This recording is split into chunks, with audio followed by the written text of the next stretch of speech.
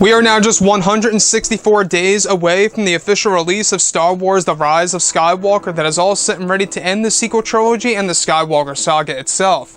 This is Mike Zero. Make sure to subscribe if you're new to the channel for future Star Wars content. So by far, one of the more interesting aspects of Episode 9 is of course Kylo Ren's Endgame and exactly what Rey's path will be at the very end of Episode 9 and exactly how J.J. Abrams is going to utilize the character of Darth Vader in the form of a figurative ghost that is all set to benefit the characters of Kylo and Rey in this story. Now these past couple of weeks or so we've been learning a whole lot more about this film, and when it all comes down to one of the concept art descriptions, this is where things begin to get very exciting for Episode 9. Now specifically what's really intriguing about all of this is that a description of Rey sitting in front of Kylo Ren, where it's described that Rey appears to be sitting in a Jedi temple, where Kylo is sitting inside of his chambers on board of his First Order Ravager ship. Both environments are said to be like a split screen, where they are both exchanging vital pieces of dialogue. It's described to be one of their four spawns within the second act of the movie, where Rey reveals a secret of Darth Vader to Kylo Ren. The next describes Rey revealing to Kylo that she discovered an ancient relic that once belonged to Darth Vader many years ago, that was handed down by Snoke himself, that is described to guide one to the beyond if they are to make it to the unknown regions. The device is said to act like a compass of some kind, where as it gets closer to the beyond, it begins to glow in a brighter blue hue. Kylo is described to try and grab the device through their Force bond, where Rey is said to keep it for herself.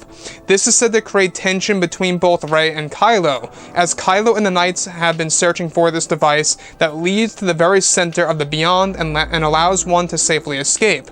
And that's only a handful of these devices that actually exist in the galaxy. So what's really interesting about all of this is that we do know that Darth Vader is going to be used as a very important figure in the background by J.J. Abrams in order to make him a figurative ghost, if you will, to make him a plot device that's going to evolve both Kylo and Rey. And in this scenario, it's going to benefit the character of Rey, because we do know that the Beyond is a very important part in Episode 9. Now, Episode 9 really is going to deliver when it comes to all of these ancient relics and all of these different ancient devices that were once in the hands of Darth Vader, Snoke, PALPATINE, etc., that are really going to be used in order to expand the current Star Wars lore and the canon material, which is great, because as you all know, J.J. Abrams is trying to really build a foundation here that's going to lead to big possibilities of where the Star Wars franchise could go after the Rise of Skywalker, and the Beyond most certainly is going to be another part of that. So as far as this device goes, it's said to act like a compass of some kind that Darth Vader once owned, that is said to allow one to find themselves to the very center of the Beyond if they are to make it to the unknown regions. Now this device was said to actually be handed down by Snoke to Darth Vader, and what's really exciting about this is that we're not quite sure exactly what this device is really called, so it's very mysterious, and it really does make one think exactly what it really is. Could it very well be an ancient Sith holocron of some kind, or another type of device perhaps that allows one to really just find their way, throughout the Beyond safely. Now we do know that it guides one to the Beyond, to the very center of that location, which is said to be the origins of the dark side, and of course the place where a new type of power that is said to be more powerful than both the light and the dark, which is where the spirit of Sidious was said to actually be created. Now, we do know that Episode 9 also is going to utilize a lot of these twists and turns as a way for us, the fans, to look back at the past 8 films in a different way, which, like I've always expressed before in the past, is a good or a bad thing. It's all a matter of how it's going to be written to the story and how it's going to be executed onto the big screen. Now, as far as Darth Vader goes, we do know that he is the very face of the Star Wars franchise.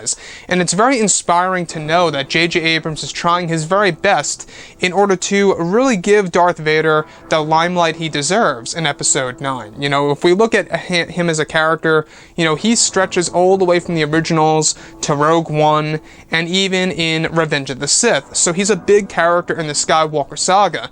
And to really carry on his legacy in Episode 9 only makes sense by Abrams, and it's really great to know that. So past all of this, it really does bring one to question. Will Kylo Ren and Rey ever reach the Beyond, now that Rey has this device that once belonged to Darth Vader himself? You know, that's a big mystery for sure, and a fair question that's open on the table for discussion right now. And I think that as we look ahead to the next 6 months until this movie releases, you know, we will be learning more about the Beyond by the official StarWars.com website, or Disney, Lucasfilm, whatever have you, maybe even J.J. Abrams. But to this day, we still don't exactly know what the Beyond really is. Is it a star system? Is it a different realm? That is one big question for sure. Anyways, guys, drop a comment below. Let me know what you think about all of this in the comments. And if you guys did enjoy the content for today, do make sure to drop a thumbs up on this video to support the channel. I thank you all so very much for the kind support, and I'll catch you guys next time.